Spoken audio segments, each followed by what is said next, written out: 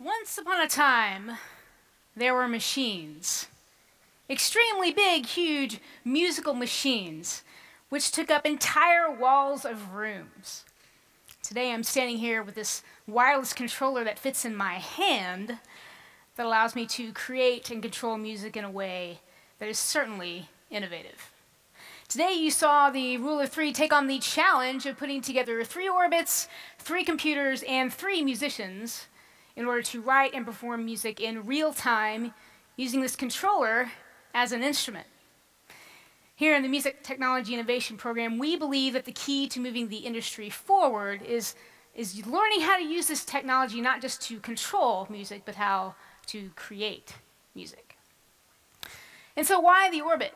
Well, its wireless motion sensing MIDI mapping capability lends itself well to performance and also works extremely well with programs such as Ableton Live and Resolume, which we're using for our video content. And so the goal of this challenge was to redefine the traditional ensemble. Every single member of this group took all of their years of experience and performance and applied it to this question: what does the band of the future look like? And more importantly, how do we get there? Which leads us to method. So each laptop had to be synced so that the orbits could work together and work with the software as well. And then the orbit had to be mapped. We had to set up the orbit so that we could tell it what parameters we wanted it to control. So we can do things like create MIDI sequences. We can play a pattern on this device and play it back instantly within the performance. If we get really creative with our MIDI mapping, we can not only play this as an instrument, but also use it to trigger audio cues and audio effects as well. And as Will will continue to show you here and demonstrate, we're not just limited to audio. We can also use this device to trigger video as well. So we can launch clips and we can manipulate it using effects just as we would audio. It really makes performing fun.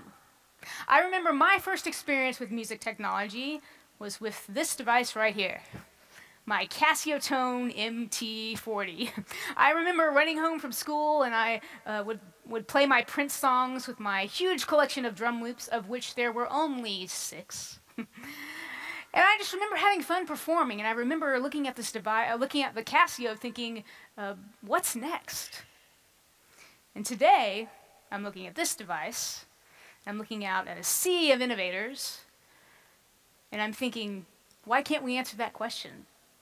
Here in the Music Technology Innovation Program at Berklee, we've decided to take on the challenge of answering that question. Thank you very much. How was the love?